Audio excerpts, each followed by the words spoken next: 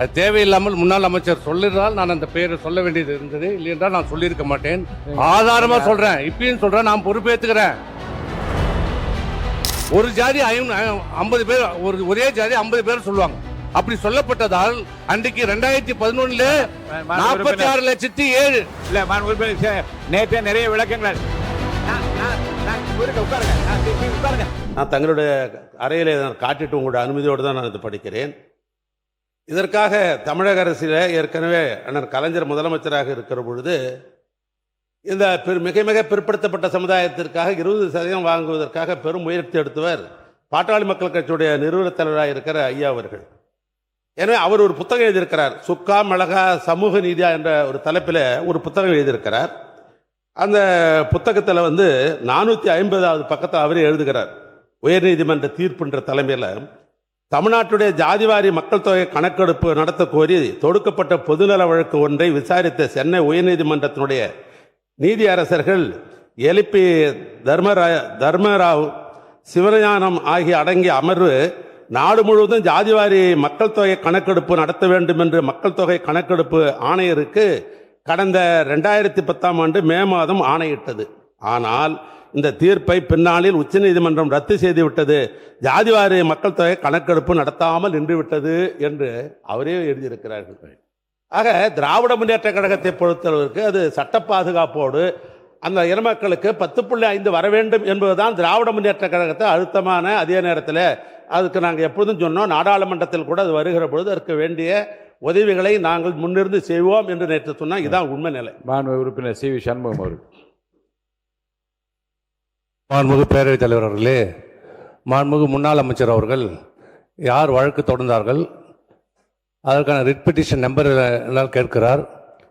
இல்ல உறவினர் இல்லைன்னு சொல்றாரு. எங்கள் தலைவருடைய உறவினர் நான் இப்போதும் சொல்லுகிறேன், இப்போதும் சொல்லுகிறேன், நன்றிக்கும் சொல்லுவேன், தெளிவாக சொல்றேன், நான் பொறுப்பேற்றுக்கிறேன். அந்த வழக்கை தொடர்ந்தது, நான் அதை சொல்லக்கூடாது என்று தான் நேற்றும் இருந்தேன். அது தேவையில்லாமல் முன்னாள் அமைச்சர் சொல்லிருந்தால் நான் அந்த பெயரை சொல்ல வேண்டியது இருந்தது, இல்லை என்றால் நான் சொல்லியிருக்க மாட்டேன். ஆதாரமா சொல்றேன், இப்பயும் சொல்றேன், நான் பொறுப்பேற்றுக்கிறேன். நான் பொறுப்பேற்றுக்கிறேன். நான் பொறுப்பு திடீர்னு சொல்லுகிறார் ஆதாரத்தை நான் உங்களோட பேசுகிறேன். இல்ல இல்ல இல்ல இல்ல இல்ல இல்ல இல்ல வருங்க. நீங்க ஆதார் நீங்க வருங்க, உட்காருங்க, அவர் பேசட்டும். மாண்புமிகு சி வி சண்முகம். மாண்புமிகு பேரவைத் தலைவர் அவர்களே, வன்னியர்களுக்கான இடஒதுக்கீட்டை வழங்கக்கூடாது என்று சொல்லி 2021 நடைபெற்ற அவர்களுடைய பேரவையினுடைய அவர் சார்ந்த சமூகத்தினுடைய பேரவை கூட்டத்திலே அவர் கலந்து கொண்டு தீர்மானம் நிறைவேற்றப்பட்டது. அவர் பெயரில் தான் மதுரை உயர்நீதிமன்றத்திலே வழக்கு தாக்கல் செய்யப்பட்டது. அந்த வழக்கிலே அவர்கள் வெற்றி பெற்றார்கள். அந்த வழக்கு உச்சநீதிமன்றத்திலே முறையீடு செய்யப்பட்ட போது அந்த வழக்கிலும் வாதாடியது அவர்கள்தான். அதை மறுக்க முடியாது. மற்றொன்று சொல்றேன், நீங்க சொன்னதுக்கு சொல்லிடுறேன். மற்றொன்று ஜனார்த்தனம் நீதியரசர் ஜனார்த்தனம் மத்திய அரசாங்கம் ஜாதிவாரி கணக்கெடுப்பை நடத்த வேண்டும் என்று சொன்னதாக சொல்கிறார். அவர்களுடைய பதிலே அதுக்கு பதில் இருக்கிறது. அவர் சொன்னது எப்போது? 2010. எதற்காக சொன்னார்? மத்திய அரசாங்கம் அன்றைக்கு மக்கள் தொகை கணக்கெடுப்பை எடுக்கிறது.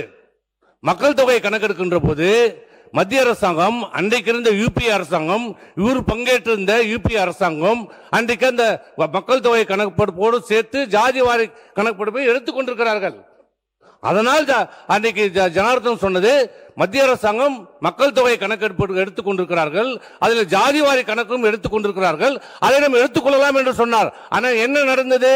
நேற்று சொன்ன போது அவர் எப்படி ஜாதிவாரி கணக்கெடுப்பு எடுத்தார்கள்? ஓபன் என்ற எனுமரேஷன் முறையில் நீ உன் ஜாதியை சொல்லு. ஒரு ஜாதி 50 பேர், ஒரே ஜாதி 50 பேர் சொல்லுவாங்க. அப்படி சொல்லப்பட்டதால் அன்றைக்கு 2011 46,07,000 இல்ல நேற்றே நிறைய விளக்கங்கள் நான் சொல்லிடுறேங்க. நேற்று உட்காருங்க. நான் பேசிடுறேன், உட்காருங்க. நான் சொல்லிடுறேன், இருங்க உட்காருங்க. நான் திரும்பி உட்காருங்க. நான் முடிவு சொல்லிடுறேன். உட்காருங்க. மாண்பு உறுப்பினர் இருங்க. இந்த விவாதம் இருங்க. பாருங்க உட்காருங்கன்னு சொல்ல உட்காருங்க சார். உட்காருங்க. மாண்பு உறுப்பினர் இல்ல இப்ப நான் பேசிடுறேன். உட்காருங்க. இல்ல அதை பத்தி நான் சொல்லிடுறேன். உட்காருங்க. பாருங்க மாண்பு உறுப்பினர் சி வி சண்முகம் அவர்கள் உட்காருங்க. அவர் இருங்க. மாண்பு உறுப்பினர் இருங்க. மாண்பு உறுப்பினர் சி வி சண்முகம் அவர்கள் இருங்க. பதிவு இருங்க.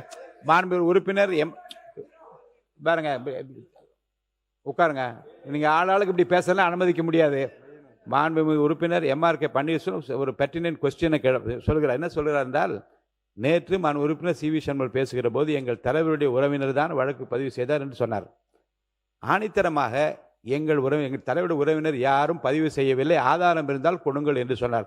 மாண்பு உறுப்பினர் சி வி சண்முகம் ஆதாரம் இருந்தால் இடம் காட்டுங்கள், ஆதாரம் இல்லை என்றால் அவை கொடுங்க, நான் நீக்கி விடுவேன். அதோட அடுத்த பிரச்சனைக்கு போகலாம். மாண்பு உறுப்பினர் கணேஷ்குமார் இதானே வேணும் உங்களுக்கு, வேற என்ன?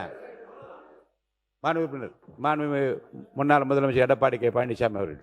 மாண்புமிகு பேரவைத் தலைவர்களே, மாண்புமிகு முன்னாள் அமைச்சர் அவர்கள் இங்கே குறிப்பிட்டார்கள், 10.5% குறிப்பிட்டார்கள்.